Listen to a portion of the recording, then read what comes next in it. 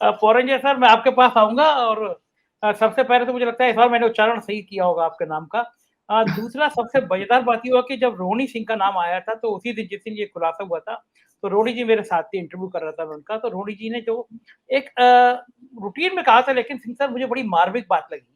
उनका छोटा-सा बेटा है, तो रोहिणी सिंह का बेटे जब पता चला कि फ़ोन सारा शिफ्ट हो गया है, पेगासस ने दे दिया है, तो छोटा-सा बच्चा आया और बोला मेरे इसमें जो गेम पॉइंट है वो तो नहीं चले जाएँगे। डर केवल बड़े को नहीं, डर बच्चे को, डर समाज को, तमाम ऐसे लोग होते हैं जिनकी अपनी निजी निजी ज़िंदगी होती है। सरकार क्या इतनी परेशान हो गई है?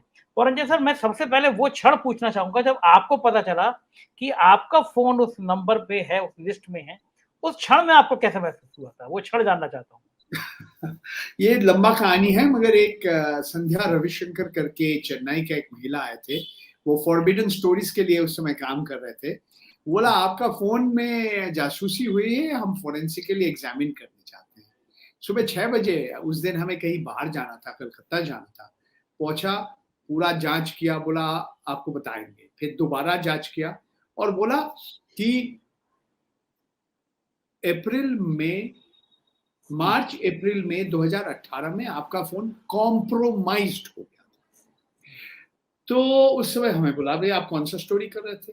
तो बोला एक तो हम धीरूभाई अंबानी का विदेशी संपत्ति कहाँ जा रहे थे उस विषय के ऊपर एक लेख वो छप गया मई 2018 में। तो आप पढ़ सकते हैं, अभी भी है, carving up a business empire through tax havens. और उस समय मेरा वो फेसबुक के ऊपर जो किताब आए थे उसके ऊपर भी हमारा काम चल रहा था। क्यों मैं ये सब बता रहा हूं आपको?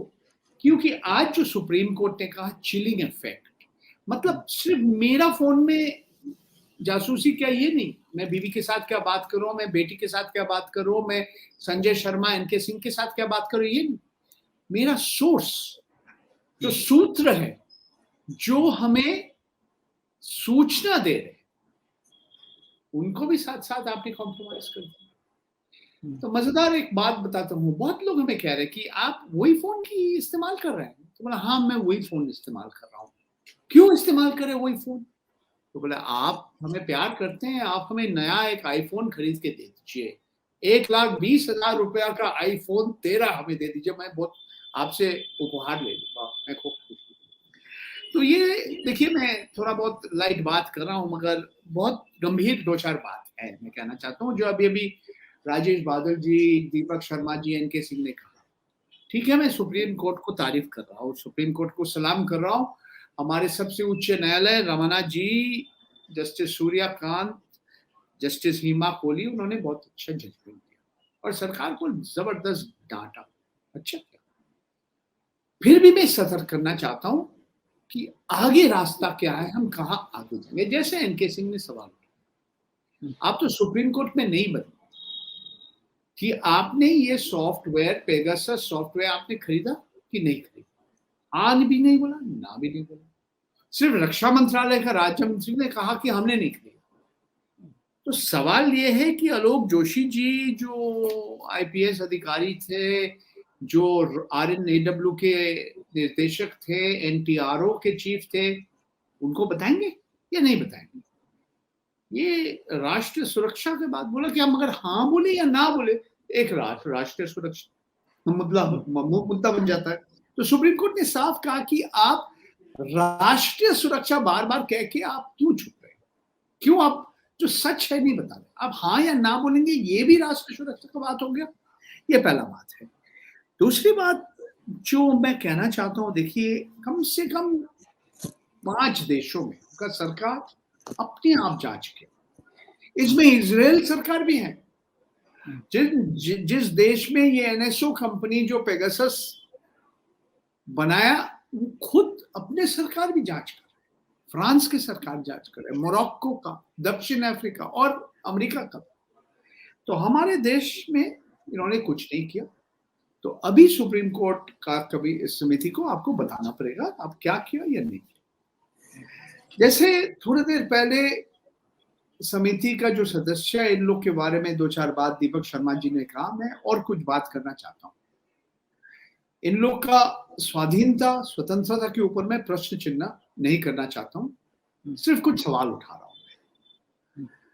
मेरा कहना है कि ये जो समिति है ना, एक कानून का बात है और एक तकनीक का बात है, तकनीकी बात है।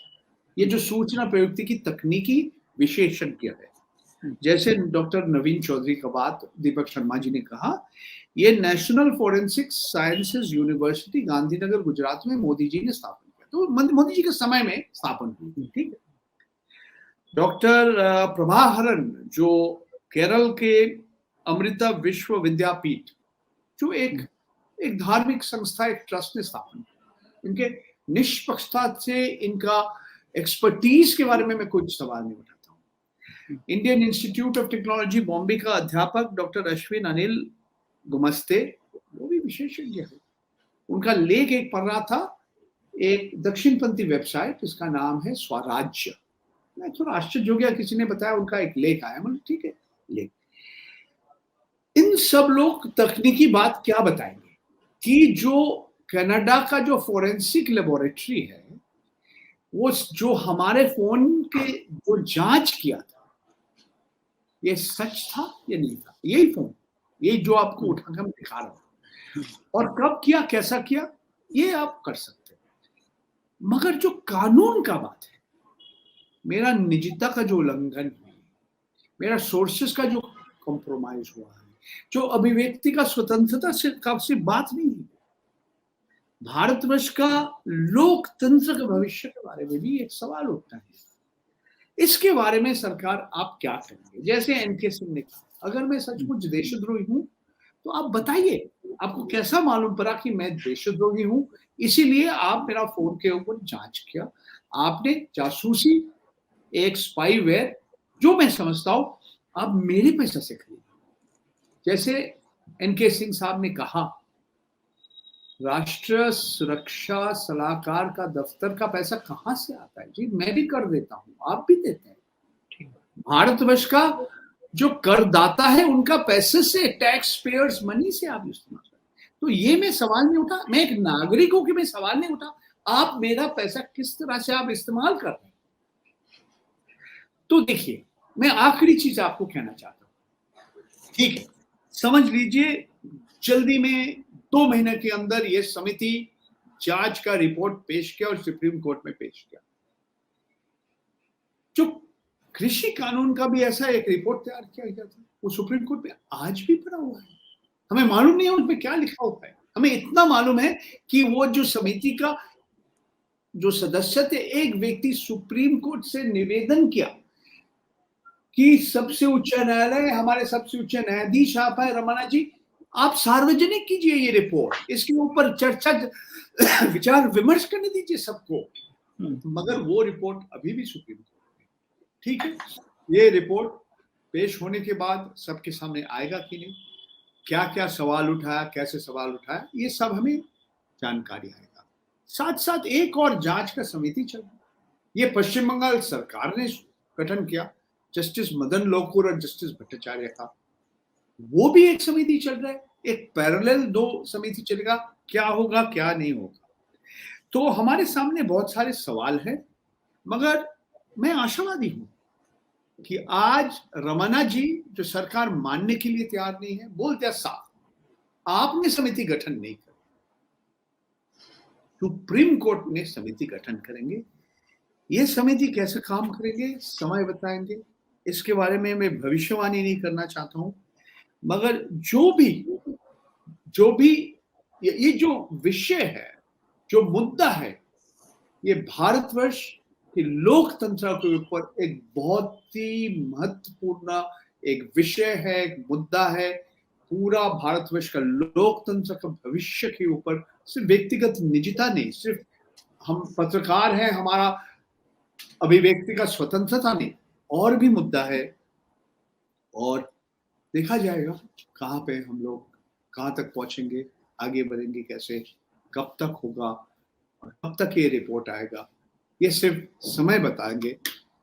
मैं आशावादी हूं, मगर मैं ज्यादा आशावादी नहीं होना चाहता हूं, क्योंकि समय बताएंगे भविष्य में क्या होगा। इस विषय के ऊपर भविष्यवाणी भी करना मुश्किल काम है। बस मैं परंजय सर, मुझे बताया गया, मेरी जानकारी में है कि ये जो सॉफ्टवेयर डाला गया, एक सॉफ्टवेयर की कीमत शायद 2 करोड़ रुपए से ज़्यादा थी, जहाँ तक अगर मैं गलत नहीं हूँ तो जानकारी। हमने भी ये सब पढ़ा।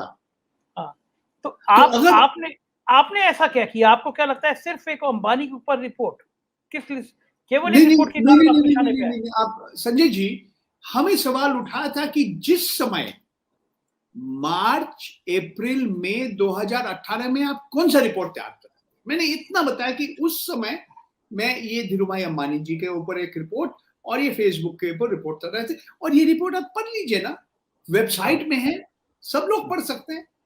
वेबसाइट का नाम क्या ये बताया था आपने? इसका जो टैरिफ होता है ना, ये सिर्फ 2 करोड़ में ऐसा नहीं होता कोई सॉफ्टवेयर दे दिया। जी, जी। 2 करोड़ में इतने लोग 50 का परमिशन मिलेगा, 50 लोगों के खिलाफ कर सकते हैं। अच्छा।